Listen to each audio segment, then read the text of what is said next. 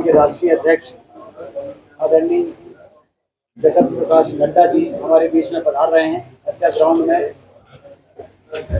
12 बजे से उनके कार्यक्रम का आयोजन रखा गया है और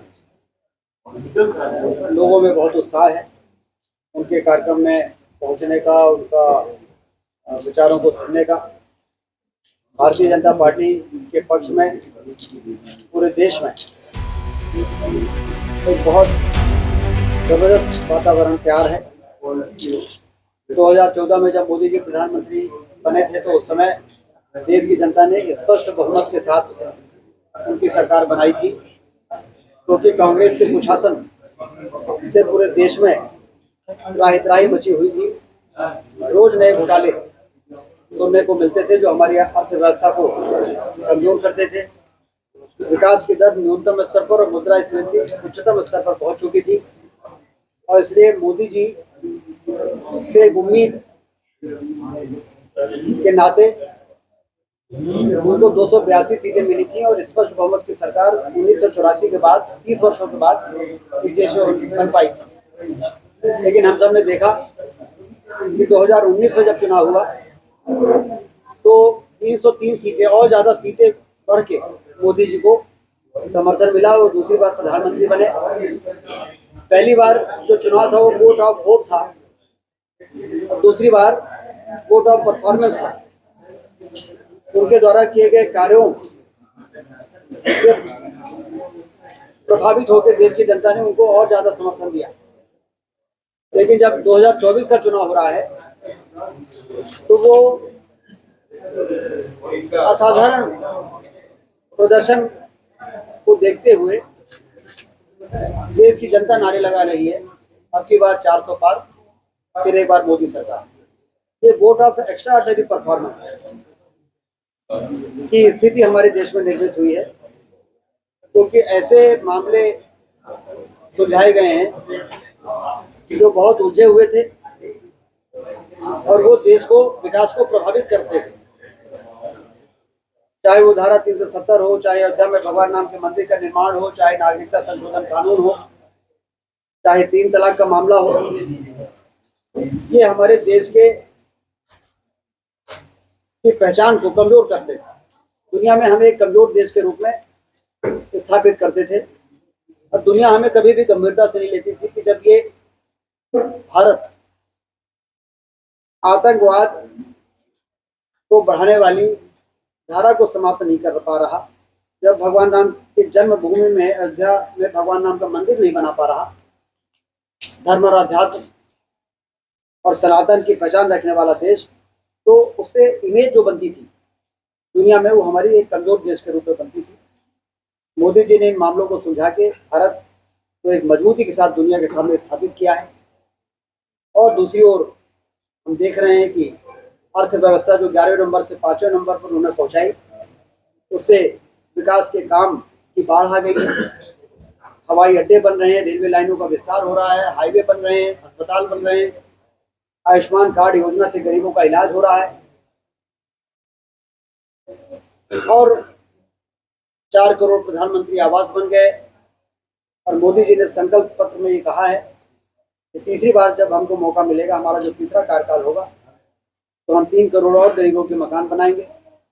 हम आयुष्मान कार्ड में 55 करोड़ लोग जो अभी शामिल हैं सामाजिक आर्थिक सर्वेक्षण की सूची के आधार पर, हम इस सूची के बाहर के लोगों को भी, जो 70 साल के ऊपर के होंगे, गरीबी रेखा में जो नहीं है उनको भी, चाहे उच्च वर्ग हो, चाहे मध्यम वर्ग हो, चाहे गरीब वर्ग हो, 70 साल के ऊपर के सभी बुजुर्गों को हम मुफ्त में 5 लाख रुपए तक का इलाज के लिए आयुष्मान कार्ड उनको भी जारी करेंगे।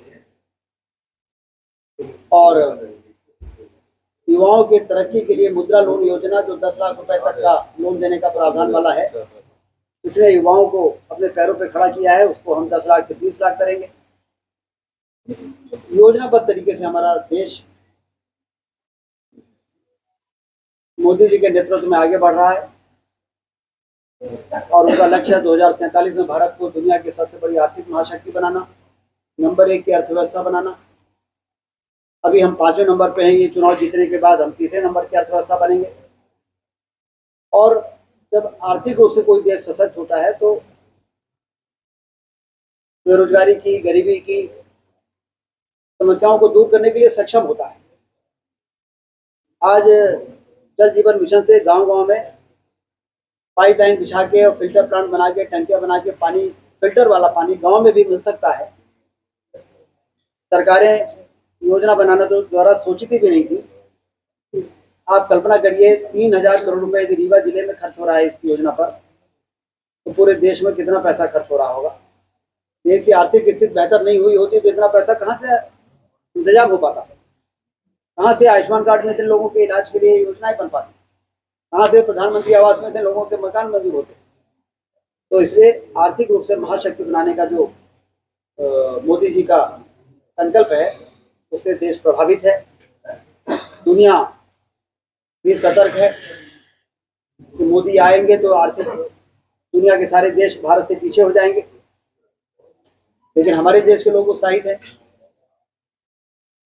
कि मोदी जी को बहुत बड़ी बहुमत के साथ लाके और देश के भविष्य को बेहतर बनाना है। इसलिए एक अच्छा वातावरण निर्मित हुआ है। कल राष्ट्रीय अध्यक्ष जी का कार्यक्रम जो आयोजित हुआ है वो और ज़्यादा इसमें ऊर्जा भरने का काम करेगा कार्यकर्ताओं में और लोगों में एक उत्साह का संचार करेगा। मेरा आप सबसे भी निवेदन है कि आप सब जरूर पधारें। आप लोगों के वहाँ बैठने की एक अलग व्यवस्था रहेगी और कभी कभी कार्यक्रमों में खींचातानी हो जाती है, वो न होने पाए इसका भी विशेष ध्यान रखा जाएगा और सारे लोग आमंत्रित हैं। बहुत बहुत धन्यवाद। जहाँ भी कोई लीडर आता है प्रदेश स्तर का कहीं भी आएगा तो बात करते हैं संविधान खतरे में हो जाएगा। अगर 400 भाजपा की सीट जाएगी तो देश का संविधान ये बदल डालेंगे और चुनाव की प्रक्रिया को समाप्त कर देंगे। अभी बहुत मजेदार एक राम खिलावन फूल जी हैं, सतना जिले के जिला पंचायत के अध्यक्ष हैं। रामनगर में हम गए थे, बहुत अच्छा बोला उन्होंने कहा कांग्रेस कहती है कि संविधान खतरे में है, मुसलमान खतरे में है। तो उन्होंने कहा कि ना कांग्रेस ना संविधान खतरे में है ना मुसलमान खतरे में है, यदि कोई खतरे में है तो कांग्रेस खतरे में है। तो वो अपने अस्तित्व के लिए अंतिम लड़ाई लड़ रहे हैं। आप देखो कांग्रेस पार्टी के सारे नेता छोड़ छोड़ के भाजपा में आ रहे हैं।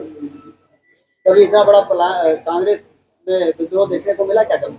नहीं, अटल जी के जमाने में वो फील गुड वाला फैक्टर है उससे डबल हो चुका है। हाँ, तो कांग्रेस के लोगों को समझ आ रहा है कि जब मोदी बेहतर काम कर रहे हैं तो राजनीति में काम करते हुए आइए अध्यक्ष जी, जब राजनीति में हम लोग काम, मेरा ये मानना है कि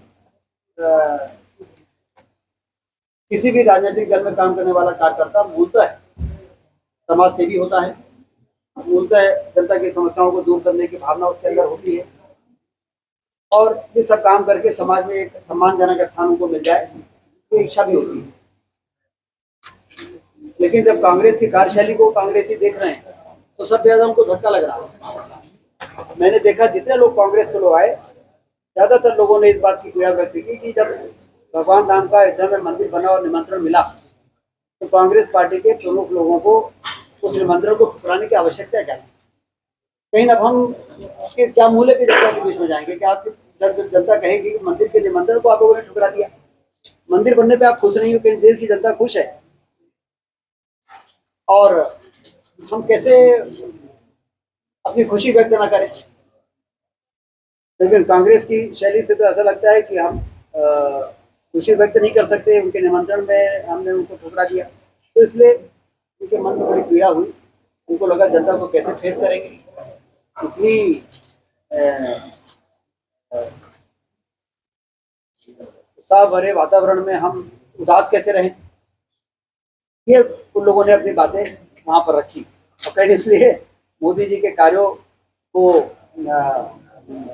हम लोग समर्थन करते हैं और मोदी जी सही दिशा में देश को आगे ले जा रहे हैं। अब धारा 370 में कांग्रेस के लोग भी मानते हैं कि पाकिस्तान धारा 370 की आड़ में अपने आतंकवादी गतिविधियां जम्मू कश्मीर में संचालित करता था और इससे बड़ा प्रमाण और क्या चाहिए कि पाकिस्तान के प्रधानमंत्री इमरान खान ने संयुक्त राष्ट्र संघ में भाषण में कहा, आप लोग ये सब देखा कि नरेंद्र मोदी धारा 370 को समाप्त करने की योजना बना रहे हैं और ये बहुत गलत है और खून की नदियां बह जाएंगी। उनको क्या मतलब था इससे? जम्मू कश्मीर में धारा 370 रहे ना रहे, पाकिस्तान को इसमें पेट में दर्द क्यों हो रहा? इसका मतलब उनको मालूम था कि अब भारत में गड़बड़ी करने का इस धारा की आड़ में हम सफल होते थे, अब वो धारा समाप्त हो रही है। इसलिए तो पाकिस्तान को तकलीफ हो सकती है, लेकिन भारत में रहने वाले किसी भी राजनीतिक दल के नेता राजनीतिक उद्देश्यों के कारण भले तारीफ ना करें, लेकिन यदि उसकी निंदा करेंगे तो उस दल के कार्यकर्ताओं को तकलीफ होगी।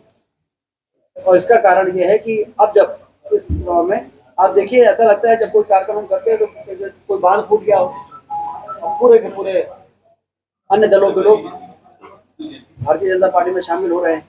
तो मोदी जी के कार्यशैली के कारण और बेहतर भविष्य जो भारत का बनता हुआ दिखाई दे रहा है, उससे वो अपने आप को अलग नहीं करना चाहते, और इसलिए मोदी जी के समर्थन में भाजपा में शामिल हो। जब मंच में शामिल होने के लिए लोग आते हैं, ऐसा लगता है जैसे कोई वो बात, लेकिन ये बात सही है कि विकास अर्थव्यवस्था जो 11वें नंबर से 5वें नंबर पहुंची, तो विकास करने के लिए पर्याप्त धन सरकार के खजाने में उपलब्ध रहता है, तभी हवाई अड्डे बनते हैं, तभी रेलवे लाइनों का काम होता है। देखिए ना, पहले बाण सागर के लिए पैसा नहीं रहता था, बांध भी बन गया, नहरें भी बन गई। 3 लाख एकड़ से 9 लाख एकड़ में सिंचाई के लिए, अकेले रीवा के लिए आपको मालूम है 5,000 करोड़ रुपए मंजूर हुए हैं। 1,200 करोड़ रुपए उसी योजना में सीधी का है। 5,000 करोड़ रुपए बाण सागर के नहरों को 3 लाख एकड़ से 9 लाख एकड़ में पहुंचाने के लिए इतनी राशि मंजूर हो जाना ये कोई छोटी उपलब्धि नहीं है। 3,000 करोड़ नल से जल गांव-गांव में मिल जाए, इसके लिए मंजूर होकर काम चालू हो, प्रत्यक्ष जो दिख रहा है। आप जब रायपुर से आगे बढ़िए, राइट हैंड साइड में आप देखेंगे कि कितना पाइप पड़ा है, कितना काम हो रहा है। ये सब काम के लिए यदि सरकारों ने इंतजाम किया है तो जनता के सुविधा के लिए किया है, तो इसको तो स्वीकार करना पड़ेगा। ये पहले काम देखने को कहाँ मिलते थे? जब तक मोदी जी की सरकार नहीं थी, इस प्रकार के काम हम लोगों को देखने को नहीं मिलते थे। ललितपुर से सिंगरौली रेल लाइन की हम लोग कब से सुन रहे हैं? जब कॉलेज में पढ़ते थे बनना चाहिए, भाग्य रेखा है, जिंदगी की तस्वीर और तकदीर बदल जाएगी, बाढ़ सागर का पानी आना चाहिए, ये यहाँ को पंजाब बना देगी। सुनते पढ़ते, करने के लिए पैसा चाहिए, पैसा सरकारें मंजूर नहीं कर पाती थी, इंतजाम नहीं कर पाती थी। हमारी सरकार ये काम कर रही, भाजपा की सरकार, इसलिए इन कामों को देखने के बाद जनता में एक अलग तरह का उत्साह है, विकास का भी, और देश के ऐसे मुद्दे जो दुनिया में भारत की धाक को मजबूती के साथ स्थापित करने वाले मुद्दे, उसमें भी भारत का एक स्थान बना है। इससे जनता नारे लगा रही है अब की बात 4 बार। कांग्रेस कार्यालय में वीडियो वायरल हो रहा है, झोला और पैसा बांटने का, और रैली में भी उनका पैसा बांटने का है, तो उसमें सदन में क्या दिया आपने? झोला बांटने का, झोला बांट रहे हैं कांग्रेस कार्यालय में, और लिफाफा बांट रहे हैं कांग्रेस वाले। निकल जाने दीजिए, कुछ नहीं पता।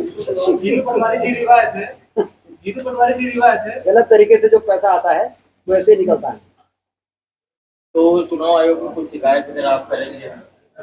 अपने हमारी पार्टी के जो लोग हैं हम पता कर लेंगे कि क्या हो सकता है। जीतू जी रिवायत है, उन्होंने आपके लिए कहा है कि राजेश शुक्ल जी कहते हैं कि रीवा में सबसे बड़ा सोलर प्लांट बना है, लेकिन अब तक रीवा के कितने लोगों को रोजगार दिया है? हमें लगता है कि तीनों प्लांटों को मिला लें तो लोअर क्लास से लेके अपर क्लास तक 400 से 500 लोग वहाँ काम कर रहे हैं। उसमें वो पैनल में एक तो सफाई का काम रहता है उस क्लास के लिए से, और कंट्रोल रूम जो बैठा है, कंट्रोल रूम में 60 लोग बैठते हैं जो उस प्लांट को चलाते हैं।